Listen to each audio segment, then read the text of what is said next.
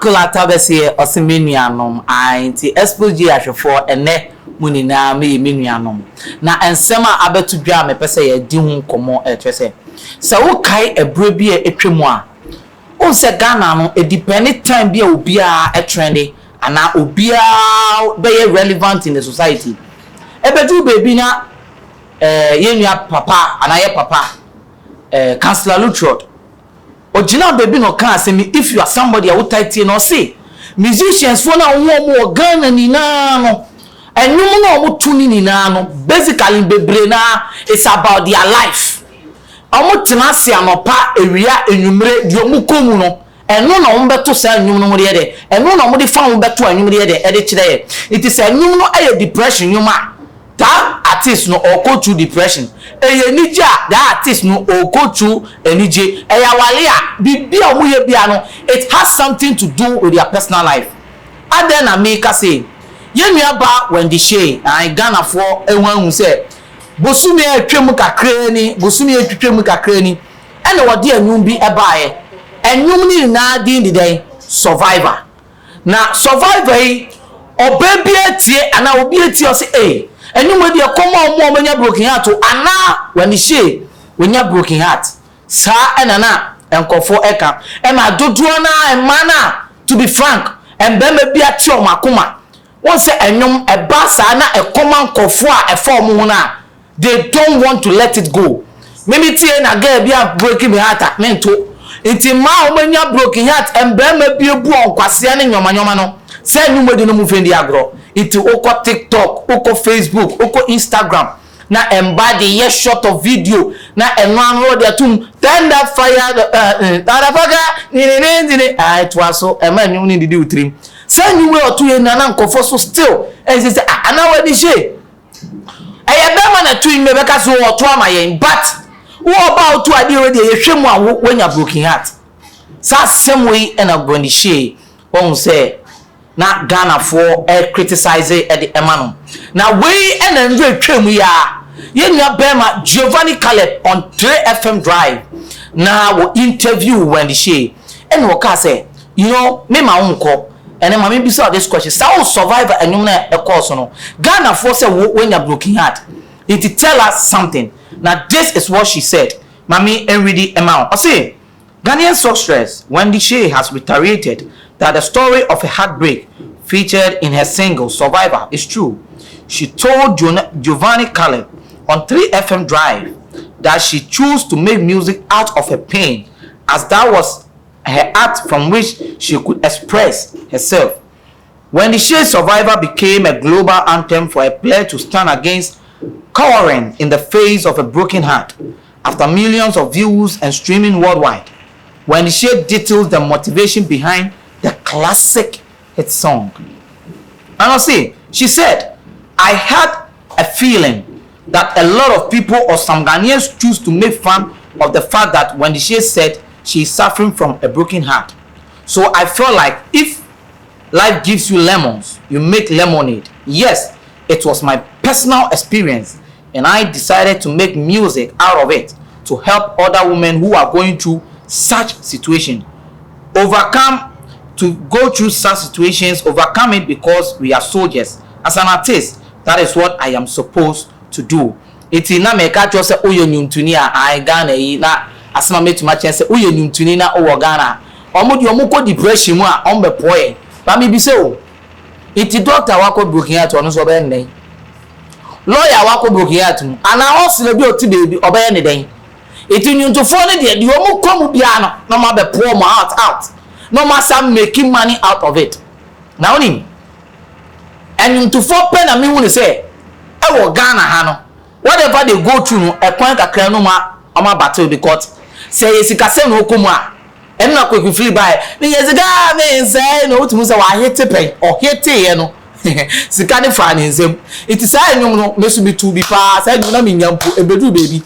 say nyum no ye be sa frog boy bi a wa ba fom onya sa nyum no da ai enum bi akomo bia twe what is nyum bi da eboy ababoy mu eteye bi ehu ehu ano na so hene ba ene de ne papa ti ase o de sika ne yehwehwa ye nya ya ye nkopie izenyina eri gonzio no gwa na aseye eye bisa papa bi a wo ma onya se nwum ne mpo an Ghana no enwum no sometimes it go with us we su na me be kan me ma orenfi ye dia be ma black sheriff you understand enwum na obetu ye ni na Ghana fo nya ni na hwe ma make be draw is because those women they once abetu baby the youth hustling even a man and kasa hustling it is a new na be money hitina it was something our witness won't say I am going through so let me sing it and people will follow it a particular time be to one say akwa batina sia oni sinaso bo anum na last sad this year sinaso mu nyum ena obi adidi Valentine oni akwa aba no fair because at that moment people are feeling the like it will show be a status go be a post this so I did anyu ne hit it when the Shay catch Ghana for so ono say anyu na to survive and be ma bie bugu na koma it is a say no ono akasa what two way she is ready to mingle now she is ready to have fun on relationship bi emu Ghana for so ehu samba we na mo feel say I obi bi te say when the Shay be kasa wonya Brooklyn and obi ase hwe ani menya when the Shay am say ja na be ma uhia na na wunni ne ye de obeye wia na obo say aye won ba bia ye feeling last ene de enya lab momo enye celebrity the personal life no wo e bia bibi wo no ho a ba ma bi mpe and forget about it that is how life is munim deep oni po depression we tima be kan chere Ghana for didi man ka e cause ne career MSV oko depression and ka so back out o genuine for depression ka be man hate o decide so bet na fi ai gbe ni onya Broken Heart wenti me amfa be man na amfa no gopo ai etima be kan chere Ghana for say na wokum ebusia for me amedi jumedie ebro me ni lemo elikem kwame amega ai it will go through certain stuff and to find they are there it mama show tum oyo bia oyo nyuntuni a look at the environment never at a particular time the enko for go through enko ye ho say we dey media jana nyumwe na meto ubeyi underground artist a che na me ka kire no ene a sheriff ye nya ni mpo ti ebusia for aha na me dimu ebesi na me ka cho say ni truth nyomba eni twiase ho from na oni omudi edwuma na me say aka cho say opese oye advert then I will turn Fîrẹ Xposed for na oni edi kasubom na yembo edwuma ho dero emfa emao me amedi dwumedi ebro me di limo